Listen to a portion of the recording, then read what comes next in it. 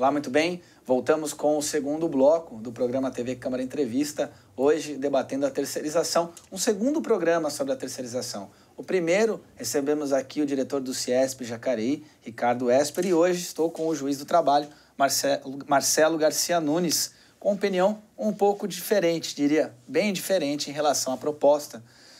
Juiz, uma questão que a gente tem visto e que parece que ela polariza muito é o discurso, já falamos um pouco sobre isso no primeiro bloco, de que o que é aquele trabalhador que hoje é terceirizado e que não tem o seu trabalho regulamentado ou está desamparado em alguns aspectos da lei, que essa nova proposta vai trazer benefícios para ele.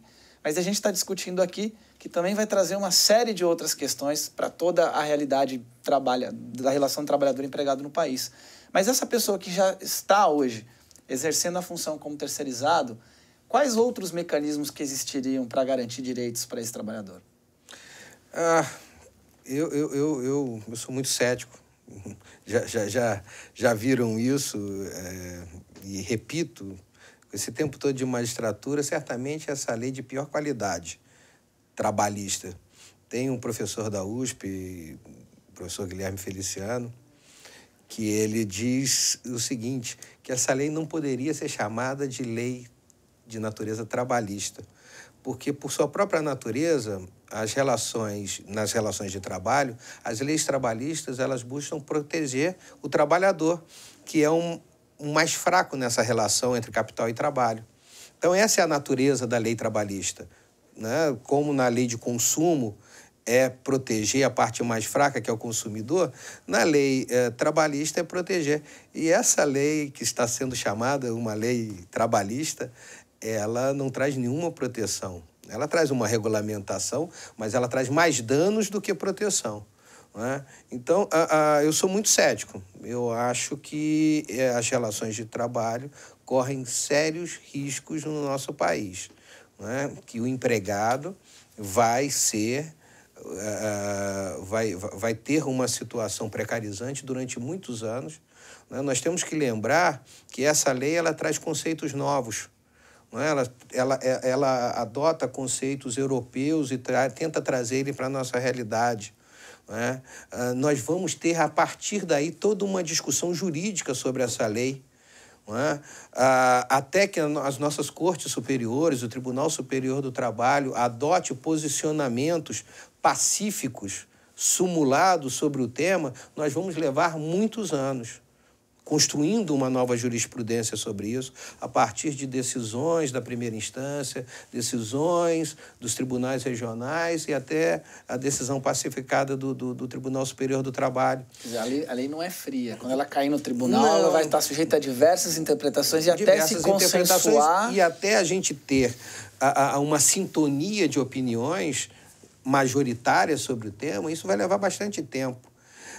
E durante esses anos todos, teremos uma profunda insegurança jurídica, porque essa lei, além de trazer conceitos novos, ela tem alguns pontos bastante dúbios, bastante duvidosos, com terminologias não bem adotadas. Trará muita dúvida a aplicação dela, a interpretação dela, não é? E isso traz insegurança. Isso traz profunda insegurança jurídica e insegurança social. O senhor afirmaria que, então, ao invés de regulamentar o que já existe, nós estaríamos precarizando as outras relações trabalhistas? Eu acho que seria muito fácil salvar essa lei se a gente dissesse o seguinte: o trabalhador terceirizado tem idênticos direitos ao trabalhador com vínculo permanente na empresa. Nós não teríamos mais problemas nenhum, não é? Porque aí o trabalhador teria a segurança de que ele ganharia a mesma coisa do colega ao lado. Que os direitos básicos de um seriam respeitados pelo outro. Só que ela não fala isso. Ela fala muita coisa, mas o básico ela não fala. Se ela não fala é porque ela não tem esse interesse, ela não tem essa intenção, não é? A intenção é, efetivamente, tornar essa mão de obra mais barata, uma mão de obra de segunda qualidade. Nós temos que nos lembrar também que, estatisticamente, a maior parte, assustadoramente, a maior parte dos acidentes de trabalho acontecem em empregados terceirizados. A Petrobras, isso é muito claro. Me parece, posso estar incorreto, mas me parece que 90% dos acidentes de trabalho na Petrobras envolvem empregados terceirizados. Isso quer dizer o seguinte: ela, por ser uma mão de obra mais barata, ela é uma mão de obra treinada com pior qualidade, menos capacitada para muitas situações. Porque se ela passasse pela mesma formação, ela teria um custo bastante alto. Não é? E essa falta de preparo, essa falta de treinamento, leva a um número maior de acidentes de trabalho. Mais trabalhadores são vitimizados. Não é? O governo, ao não se posicionar claramente, a meu ver, quanto a isso, às vezes negocia, como negociou a questão tributária nessa lei, para garantir o recolhimento tributário, não é? E fala-se, e essa é a grande esperança dos trabalhadores, em que a presidenta ela vete efetivamente essa lei. Não sabemos se vai ter força o Congresso posteriormente para derrubar esse veto, mas essa é uma esperança de muitos. Quando nós vemos esse tipo de situação, o governo se esquece que a arrecadação maior dele, ou grande parte da arrecadação dele, é sobre a remuneração dos trabalhadores, sobre a folha de pagamento. E uma precarização com diminuição dos ganhos dos trabalhadores de forma coletivizada, como me parece que essa lei vai fazer, trará perda de arrecadação. Isso leva à recessão. Isso claramente leva à recessão. Talvez a gente não veja isso no ano que vem, que a gente não veja isso daqui a 2, 3 anos, mas num futuro muito próximo, nós vamos ver isso acontecer coletivamente. Perda de arrecadação, porque as folhas de pagamento cairão consideravelmente. Não é? Então, todos temos que pensar no que essa lei vai trazer, quais os efeitos sociais dessa lei. Eu não consigo ver efeitos positivos. Consigo ver efeitos positivos de ganho para poucos. Mas para a grande massa, não só de trabalhadores, não só no plano da arrecadação, os próprios empresários, repito e repiso essa situação, verão futuramente que eles passarão a pagar dobrado essa conta. Não é? Então, poucos ganharão. A grande massa, a grande maioria da nossa sociedade terá perdas consideráveis e acredito que até irremediáveis. O senhor falou da arrecadação, mas a nova proposta ela prevê a antecipação dos tributos, né? Então, queria que o senhor comentasse um pouquinho, explicasse como é e o que ela está propondo.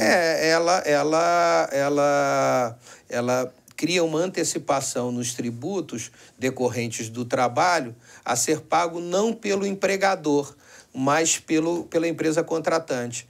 Foi uma forma de se negociar o texto da lei para que o governo não perca tributos. Mas eu não estou falando dessa situação. Essa situação ela está garantindo, a lei fala numa compensação futura entre o que foi pago de tributo pela contratante e o que ela teria de recolher. Mas o que eu estou dizendo é de uma perda coletiva mesmo. A coisa é matemática. Se hoje a mão de obra terceirizada ela é 1/3 mais barata, menos custosa, com salários menores do que do trabalhador que é empregado diretamente, nós vamos ter essa perda de arrecadação. Movimentação Ou seja, é uma movimentação toda. Numa visão macroeconômica, essa perda ela vai ser coletivizada. Vai ser menos arrecadação, sem sombra de dúvida. E hoje o que nós temos do governo, 2 fontes grandes de arrecadação, folha e consumo. Trabalhador ganhando menos vai consumir menos. Vai ter perda de arrecadação em consumo também, não é? Então, na verdade, o tributo, o governo garantiu a arrecadação dele, né? Dele nesse momento. Nesse primeiro momento, mas o trabalhador, a médio e longo ele prazo... vai diminuir a perda da capacidade dele de compra como consumidor, e isso vai ter esse reflexo nefasto na nossa economia. Nós também temos um ponto que não está muito claro em relação à sindicalização. Quer dizer, o terceirizado, ele vai pertencer ao mesmo sindicato do trabalhador lá com a carteira assinada da empresa? Vamos estar falando de mesmos pisos? Como é que fica isso? O nosso sistema legal é um sistema onde a representação sindical se dá pela atividade preponderante do empregador.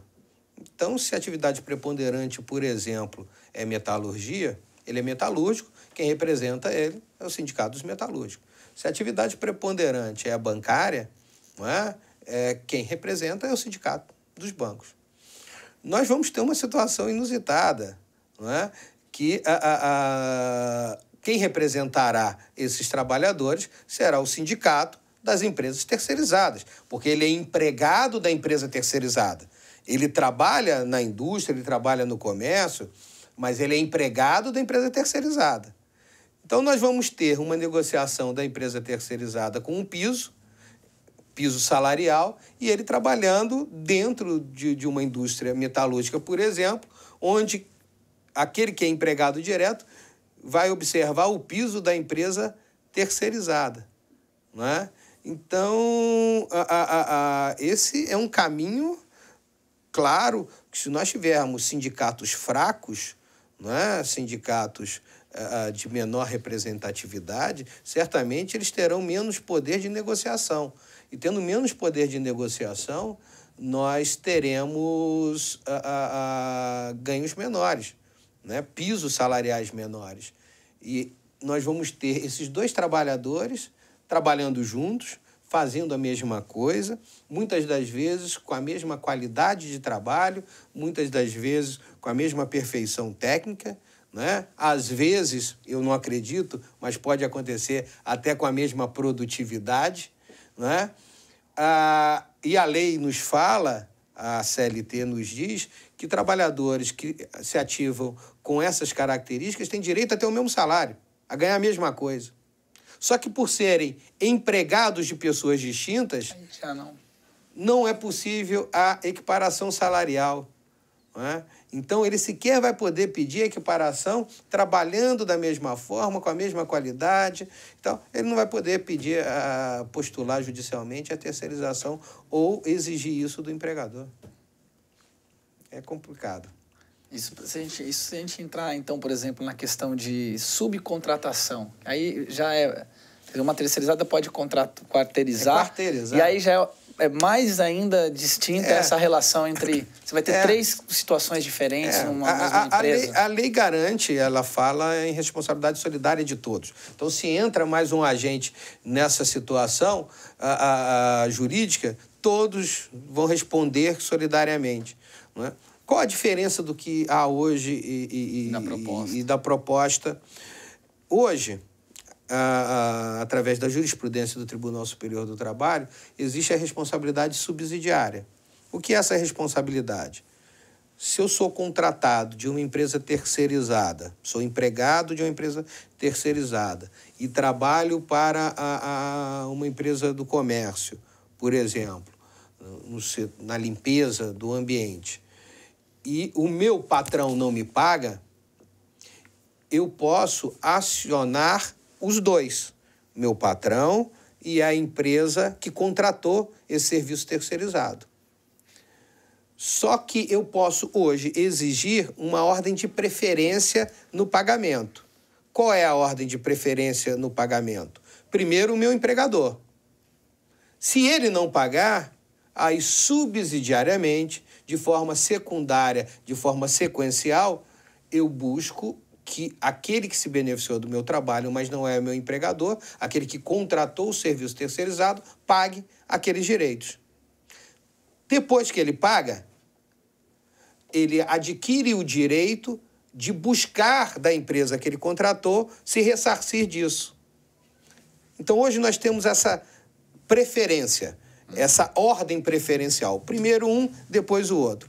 Na solidariedade, não. Solidariedade você pode exigir de qualquer um. Você pode exigir tanto, primeiro, da empresa terceirizada, né, que é o seu verdadeiro empregador direto, ou você pode exigir do contratante, da empresa que contratou. A lei ela não exige essa ordem de preferência, né? Essa é uma mudança, eu acho que é uma mudança salutar, né, porque ela traz benefícios para o trabalhador, ele não precisa esgotar, né, o processo. Ele não precisa primeiro esgotar, ver se aquela empresa tem patrimônio, se ela não tem patrimônio, só depois dessa busca é que eu passo para a seguinte. Não, hoje você opta. Eu sei que a empresa contratante tem patrimônio, eu já vou buscar o patrimônio dela e depois é ela que busque, em ação regressiva, a receber alguma coisa da contratada. Essa é uma alteração salutar na lei. Muito bom. Bom, doutor Marcelo Garcia Nunes, juiz do trabalho, nosso programa se encaminha para o final. Eu gostaria que o senhor apontasse mais algum tema que nos escapou aqui no debate. É um debate longo, como o senhor mesmo falou, a população muitas vezes assiste essas discussões, né, acontecendo. São discussões que, até mais do que eu diria do ponto de vista jurídico, são questões políticas também, que movem e que pautam essas demandas. Algo que o senhor gostaria de dizer para que as pessoas pudessem incorporar mais esse debate e estar mais atentas a esse tipo de mudança que impacta todo mundo, né? Não só aquele que está sendo contratado como terceirizado, mas vai mudar as relações de trabalho no país. Nós vivemos um momento delicado, nós vivemos um momento difícil, já estamos num momento de crise no país. Essa lei, para mim, claramente, ela vai aguçar esse problema. Ao contrário daqueles que acreditam que ela trará mais emprego, eu acredito que se ela trouxer mais emprego, ela vai trazer mais emprego de pior qualidade, porque ela vai substituir aquele que trabalhava através do vínculo direto pelo terceirizado, não é? Espero que todos meditemos. Acho que a questão aqui ela é muito menos puramente ideológica, de defensores do capital, defensores do trabalho, para a construção da nação que nós buscamos. Não é? E esse é um momento bastante importante, republicano, na construção do futuro dos nossos filhos. Qual relação de trabalho, qual trabalhador nós queremos ter, qual a empregabilidade, qual qualidade de emprego que nós queremos fornecer para as nossas gerações futuras. Não é? Eu não tenho dúvida que, se essa lei for aprovada, ela, dentro de uns 20 anos, ela vai ter que ser revista. Tamanho dano social que ela causará. Aqueles que hoje defendem, daqui a uns 20 anos, vão falar: a gente tem que mudar isso, porque o efeito danoso social é muito grande. E nós hoje somos vítimas disso. Nós hoje, que outrora defendemos. Eu não tenho dúvida disso. Então, a gente tem que meditar, dialogar. Repito, programas desse calibre são muito importantes porque informam, fazem as pessoas pensar. Né? E repetindo o professor Guilherme Feliciano, ele escreveu um texto, se não me engano, para a revista Carta Capital, e ele, após dissertar sobre o tema, ele também é bastante crítico ao assunto, ele encerra dizendo: para aqueles que acham que não tem nada a ver com isso, porque não são empresários, não são terceirizados, estão numa situação de equilíbrio, tranquilos, os senhores pensarão de forma diferenciada quando chegarem ao hospital e não souberem se estão sendo tratados por um médico terceirizado ou um de vínculo direto.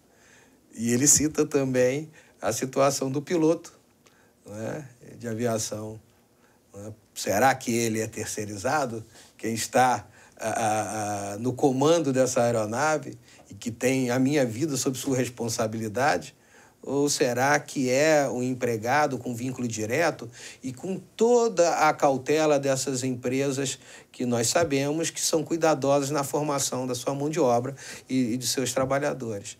Então, essa dúvida vai sempre pairar na sociedade sobre que tipo e qual a qualidade daquela mão de obra que está nos servindo.